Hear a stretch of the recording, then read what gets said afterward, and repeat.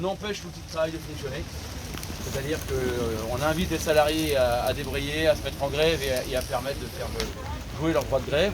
Et en plus de ça, nous bloquons du coup les camions. Donc les camions sont bloqués, ne peuvent pas sortir et ne peuvent pas rentrer non plus. Car à un moment donné, on est obligé aussi de faire comprendre aux élus politiques et au patronat qui peuvent, en plus de soutenir la grève comme ils le font certains dans les manifestations, faire remonter qu'effectivement leur outil de travail est bloqué, faire remonter plus haut pour que ça se stabilise en France et qu'on arrive à faire arrêter cette réforme. Voilà où on en est. Bien. Donc bonjour à tous. Alors vous êtes sur un site industriel, vous l'avez bien compris, il y a deux choses. Il y a le site, effectivement ici Valoris, qui est un site qui appartient à la collectivité, je le dis aussi parce que ça peut avoir du sens que de le savoir, ça c'est la première chose. Je voudrais m'exprimer peut-être furtivement en tant qu'élu, puisque en tant que président de la structure, bien évidemment, je suis également élu. Un mot, sans vraiment m'étaler sur la réforme, je fais partie de ceux effectivement qui ne la comprennent pas et je me sens bien loin évidemment des idées qu'on peut véhiculer ces derniers jours. Je ne veux pas aller plus loin, là c'est ma responsabilité qui est engagée, c'est celle du président de Valoris. Vous êtes sur un site industriel qui, je le rappelle, appartient à la collectivité, c'est important de le dire. Ça ne veut pas dire que quand c'est privé c'est pas important, mais on est sur un site qui nous appartient tous, qui est un bien commun et qui est au service du plus grand nombre, je le dis, voilà. On est en immobilisation ici sur plusieurs millions d'euros. Je le dis parce que j'ai vu qu'il y avait des feux qui commençaient. La plus grande hantise aujourd'hui d'un président comme moi et d'autres, il y a à peu près un centre de tri chaque année qui prend feu. Et la trouille que j'ai, c'est ça. Je le dis, la rénovation du centre de tri, c'est à peu près 16 millions d'euros, c'est pas neutre. Et un four comme ça, bon an mal an, on est entre 100 et 150 millions d'euros. Chacun l'ait à l'esprit. Et je ne parle pas des véhicules roulants qu'on a, mais bon, je vois que pour l'instant, les gens manifestent, mais sérieusement, donc je tiens à dire aussi, le peu que j'ai pu voir, c'est que je suis quand même rassuré sur ce point-là. Un arrêt ici, mais c'était aussi un peu le but, c'est pas neutre. On a à peu près entre 40 et 50 camions qui viennent là tous les jours. Donc c'est pas au hasard, c'est des là, j'entends bien, je pressentais un petit peu ça aussi. Néanmoins, l'activité aujourd'hui, il faut la comprendre, j'ai à peu près une centaine de personnes ici sur le site. Peu sont dans le secteur privé pour l'alimentation du four, entre autres. La plupart, ce sont, parce que je reconnais ici certains visages, ce sont vos collègues de la collectivité. Donc, bien évidemment, j'ose espérer avec eux, comme avec les gens de l'entreprise privée, on est tous des gens sérieux et bien évidemment, on évite des affrontements. En tout cas, c'est le mot d'ordre que j'ai passé. Je ne veux pas, bien évidemment, qu'il y ait une interférence majeure et de moments de tension qui soient des moments de tension inutiles. Voilà. Le droit de manifester existe. J'espère sincèrement, et je vous le dis puisque vous êtes en responsabilité quand vous me parlez ici, ça va bien évidemment pas durer trop longtemps, néanmoins c'est eux qui décident, c'est pas moi bien évidemment. Donc, je l'ai dit, donc 150 à peu près, grosso modo, entre les véhicules, vous avez entendu à peu près l'enjeu financier. Le stock, on en a. Pas pour tenir des semaines, mais je vous dirai bien évidemment pas. Mais je pense que vous êtes bien informés, on en a. Cela dit, j'espère que ça ne va pas durer longtemps. Parce que si ça dure longtemps, voilà, c'est aussi ce que vous avez envie d'entendre, ça dure longtemps, ça veut dire quoi? Ça veut dire longtemps, ça veut dire quoi? Ça veut dire d'abord que vous allez embêter de manière importante. Hein, et là, je pense que peut-être que certains aussi, à un moment donné, prendront la responsabilité. Il faut savoir qu'ici, on ne brûle pas que des ordures ménagères. On n'élimine pas que des encombrants, il y a aussi une qualité de tasserie, vous le savez, puisque je l'ai entendu tout à l'heure derrière moi, des déchets médicaux, de soins opératoires, des choses qui sont assez dangereuses, voilà, qu'on ne souhaite pas bien évidemment laisser traîner la nature et qui sont éliminées ici. Voilà. Donc chacun prend ses responsabilités. Moi j'en prends une bien évidemment quand je prends la responsabilité de cette destruction, je veux utiliser ça à l'esprit. Les ordures ménagères, on en a aussi, bien évidemment, mais ça... on a des zones un petit peu tampons pour ça, mais voilà, il faut quand même en avoir conscience. Voilà. Camion. Mettez-vous dans la porte là-bas. Oui, mais je pense qu'ils ne vont pas insister, ils vont gentiment faire demi-tour. Voilà. Alors si vous avez des questions, maintenant je suis prêt à y répondre. Bah, écoutez, pour certaines. Monsieur le Président, en tout cas merci de votre... Déjà d'être venu vous exprimer face à nous et avec nous. Aujourd'hui, effectivement, les enjeux, nous les connaissons tous. Nous connaissons également très bien le fonctionnement du site aujourd'hui. Et comme vous l'avez bien dit, c'est pas pour rien qu'on est là. On sait également que vous avez ce qu'on appelle entre guillemets une zone tampon sur Pleuvoir-Belou qui va permettre l'absorption en fait, des déchets non déposés ici. Il n'est pas interdit en fait, de penser qu'on puisse se rendre également à Pleuvoir-Belou en fait, pour empêcher le dépôt de ces camions-là. Aujourd'hui, on prend nos responsabilités. La CGT, l'intersyndicale présente aujourd'hui, prend ses responsabilités dans le sens où bien évidemment, d'affrontement, ce n'est pas du tout la cam de la CGT et l'ensemble des représentants syndicaux se sont exprimés à ce sujet-là. Aujourd'hui, nous sommes bien pour alerter l'ensemble des citoyens, des élus politiques et tout le monde en fait qu'il est temps que cette réforme s'arrête et que vous fassiez remonter également au plus haut point, parce qu'on a bien compris l'enjeu financier qui est le blocage d'un centre comme aujourd'hui.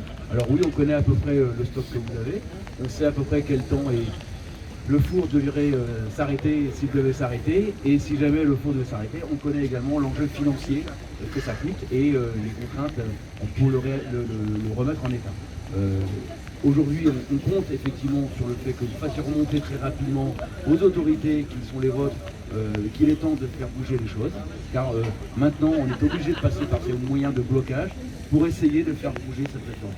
Là. Donc aujourd'hui le gouvernement part de sa responsabilité. Nous avions prévenu le député Éric Botorel qu'aujourd'hui il y aurait des responsabilités à prendre. Voilà les responsabilités qu'il faut prendre. J'ai vu comprendre même que certains d'entre vous dépassaient le voir, parce que j'ai compris.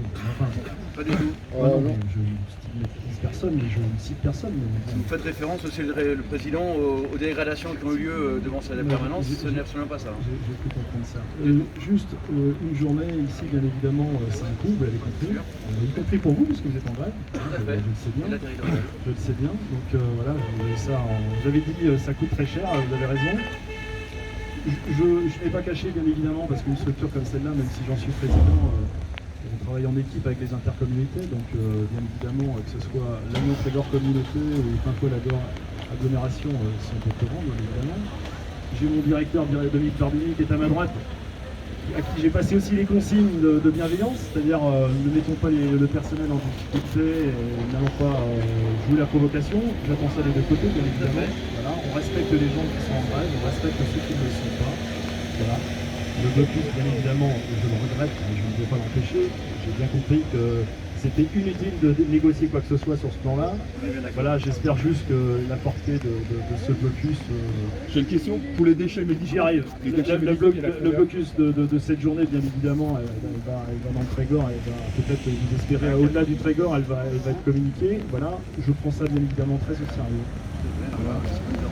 Je sais très bien que vous n'avez pas du tout envie de faire les choses un petit peu au hasard. J'espère juste que le site, je vous le dis, est un site sensible, notamment au feu. Voilà, je ne vais pas cacher, donc je serai très vigilant par rapport à ça. Tant qu'on reste en périphérie du site, je dirais les choses se passent bien et j'espère qu'on trouvera ensemble un élément assez rapide parce que je n'ai pas du tout envie, alors là par contre je vous le dis sincèrement, je n'ai pas envie que ça dure trop longtemps ici parce que le problème pour redémarrer tout ça c'est pas neutre. Vous l'avez compris. Voilà, s'il y a des questions je veux bien y répondre, je ne dis pas que je vais répondre à tout parce que j'ai pas forcément la réponse à tout. Pour les déchets médicaux, il y a combien de camions par semaine, jour, mois, année? Les déchets médicaux par jour, c'est important. Il y en a combien? C'est important. Non mais combien? Ouais, c'est pas en volume, c'est important. En quantité, c'est peut-être 5-6 camions. Par jour? Oui, pas plus. Ouais. Ah oui, pas plus, c'est des spiremorques. Enfin, des spiremorques, c'est des 19 tonnes. 5-6 par jour. Ouais. Ah, le voisin. Mais on n'est pas les seuls à faire ça. Hein. Le voisin vient de le dire. Un seul, on a discuté, il y en a un. Si ce n'est pas chez nous, il ira se faire ailleurs. Il y en a un. Et ce que j'ai sur le site, j'ai suffisamment de réserves pour pouvoir les éliminer et ne pas mettre en difficulté et en danger les agents, bien évidemment, qui manipulent ces produits. Si on peut préciser. Une journée, c'est, parce que j'entends la question, une journée ici, c'est 35-40 000 euros minimum, hein, voire 50 000 dans certains cas. On a une soixantaine de camions qui transitent là, donc un camion détourné, ça vous fait 4 000 euros. Mais c'est la collectivité. C'est nos impôts. Une fois, au bout du bout, c'est la collectivité, bien évidemment, qui va en subir les conséquences, et après, la collectivité, c'est nous. Hein. Il faut quand même qu'on les tous. Je ne culpabilise pas, mais je dis qu'il faut faire attention aussi. Non mais c'est nos impôts. Voilà, c'est nos impôts. Et 2 ans de cotisation pour 20 personnes, ça fait une vie de salaire. Un autre débat. C'est pour ça qu'on est là. Non, mais Afin que tout soit clair, en fait, aujourd'hui l'intersyndicale elle est très responsable de ce qu'elle fait. Il est évident que tout ce qui est camions dits sensibles et qu'il faudrait les faire rentrer pour éviter que ça traîne à droite et à gauche, les décisions seraient prises dans ce sens-là. L'intersyndicale est très responsable de son mouvement. On est absolument en phase avec la sécurité et ce qu'il faut ou ce qu'il ne faut pas faire. En fait, ce qu'on fait aujourd'hui, c'est pas sorti du chapeau des bisounours, on sait exactement ce qu'on a à faire et comment on doit le faire. Ouais. On sait prendre nos responsabilités et je pense que tous les citoyens qui sont là, les agents qui vont nous rejoindre et ainsi de suite, sont bien conscients de ce qui se passe aujourd'hui en France. En tout cas ici, c'est l'image que vous me donnez. Par contre, on peut avoir peur, et vous l'avez compris, c'était ma hantise, mais évidemment, c'est les débordements qu'il pourrait y avoir. D'accord. Je pense que ce blocus va attirer un certain nombre de personnes qui ne sont pas forcément des gens animés de bonnes intentions comme vous. Voilà. Donc, Bah, après, je voulais juste vous dire c'est qu'il pas fallait prêter attention. Il y aura personne. Je vois bien qu'ici, les choses sont claires et on fait en sorte que les secours puissent passer s'il y avait besoin. Je ne sais pas s'il y a d'autres questions. Non. Est-ce que vous nous autorisez à utiliser les toilettes? Ça, c'est les femmes. C'est bizarre, c'est la jante féminine qui me demande ça. Est-ce qu'il y a un garçon qui veut nous demander? Oui, alors, il y a des sanitaires un peu plus loin, mais je pense qu'on vous guidera pour ça. Et puis parmi vous, puisque j'ai à peu près une douzaine de gens qui sont en grève sur le site, qui connaissent bien, donc je vais parler de la partie transport là-bas. Je pense que gentiment, ils vous accompagneront pour aller là. Merci. Voilà. Vous allez faire remonter ce qui se passe? Alors, je l'ai déjà fait, j'attendais la question, mais comme on ne me la posait pas, je ne répondais pas. Mais oui, j'ai eu monsieur le sous-préfet au téléphone ce matin à ce sujet qui m'a bien évidemment fait part de son inquiétude. J'ai eu les services de gendarmerie aussi, qui bien évidemment, s'il y avait besoin, ceux qui en réclament, ils ne sont pas là. Enfin, je veux dire, aussi, ils passent pour s'assurer que tout va bien, donc inutile de faire de provocation. En tout cas, moi, j'ai rien demandé en ce sens, voilà, je le dis. On n'en est pas là. On n'en est pas là. Et aux élus, alors voilà, on y vient. Alors, je vais, parce que la presse qui est là, et je vais leur donner quand même quelques éléments d'information sur l'introduction de ce qu'on a dit, mais avec peut-être un peu plus de choses précises. J'en aurai une copie, hein. C'est pas quelque chose que je veux cacher, bien évidemment, parce que ça sera dans la presse. Mais bien évidemment, les présidents d'intercommunauté sont au courant. Je les ai prévenus parce que ça les impacte vis-à-vis des véhicules entrant, je pense, à tous ces encombrants et ces environnementageurs. Voilà, quand j'ai dit ça, je pense que j'ai à peu près prévenu tout le monde. Et la dernière personne qui me reste à prévenir, Pas surpris. que je n'ai pas encore eu, c'est le maire de la commune, bien évidemment, parce qu'il m'a dit. Donc la moindre des choses, c'est que je tienne aussi au courant. Voilà. Et Macron. J'ai pas le portable de M. Emmanuel Macron.